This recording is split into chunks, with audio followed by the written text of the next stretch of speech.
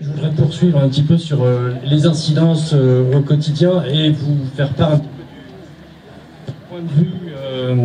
du point de vue des travailleurs sociaux. Là, je vais me placer un petit peu plus de ce côté-là et un peu moins du côté de la Ligue des droits de l'homme, quoique vous verrez, c'est des préoccupations qui se recoupent.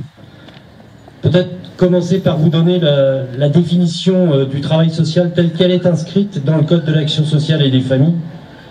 Le travail social se fonde sur la relation à l'autre, dans sa singularité et le respect de sa dignité. Il vise à permettre l'accès effectif de tous à l'ensemble des droits fondamentaux et à assurer la place de chacun dans la cité. Une noble mission s'il en est. L'Association nationale des assistants de services sociaux prend position face à la nouvelle loi Asile-Immigration et s'interroge: comment allons-nous désormais travailler, accompagner, guider, écouter des personnes privées de droits? Écrit l'ANAS, qui pose plusieurs questions. Que serons-nous capables d'expliquer, de relayer? Quel positionnement adopterons-nous? Quel engagement professionnel et quelles valeurs défendrons-nous? Pourrons-nous désormais, ou devrons-nous désormais, valider une forme de préférence nationale? Valider la suppression des allocations familiales au bénéfice de certains enfants? Accepter la fin de la circulation des étudiants, des chercheurs et des savoirs? Accepter de mettre fin à l'accueil inconditionnel en hébergement d'urgence et abandonner des personnes à la rue? Accepter le refus de nationalité à des enfants nés et régulièrement scolarisés pendant 18 années en France? Face à ce texte de loi qu'elle qualifie d'inique, l'Association nationale des assistants de services sociaux rappelle avec vigueur son attachement à l'article 2 de son code de déontologie. Un code de déontologie qui a été rédigé en 1949 pour éviter des phénomènes qu'on avait vus un petit peu partout et dans tous les métiers pendant la guerre 39-45, c'est-à-dire des phénomènes de collaboration, on va dire.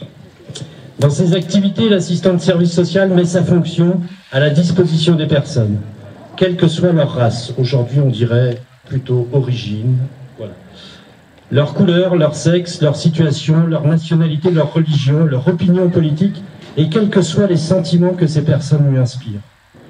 Nous, conseil d'administration de l'ANAS, aspirons à l'égalité de traitement pour toutes et tous, à la conditionnalité de l'accueil et à la libre expression de chacun, conclut le communiqué.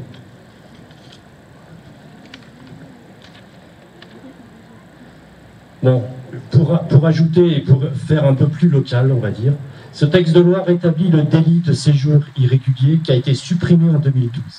Il contribue à donner une image négative des personnes en exil, semant une infâme confusion lorsqu'il assimile les personnes en exil à des délinquants.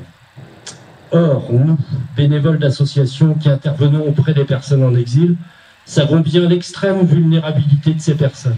Nous savons bien qu'elles sont d'abord les victimes d'un système déshumanisant, les victimes de réseaux mafieux, mais aussi, et il faut le dire, de citoyens qui parfois sont plutôt malveillants et attirés par l'appât du gain ou prompts à assouvir un désir sexuel. Sur le territoire de Quimperlé, on peut vous faire une liste des délits contre lesquels nous avons soutenu des personnes en exil dans leur dépôt de plainte. Nous pouvons aussi vous raconter de belles réussites d'intégration de personnes qui ont vécu l'exil. La grande majorité d'entre elles travaillent, cotisent, paient leurs impôts, s'occupent de nos aînés ou de nos enfants, vous côtoient à l'usine, vivent et s'épanouissent paisiblement. C'est ça la réalité. Les délinquants, c'est pas ce que l'on veut nous faire croire. Voilà, je vous remercie.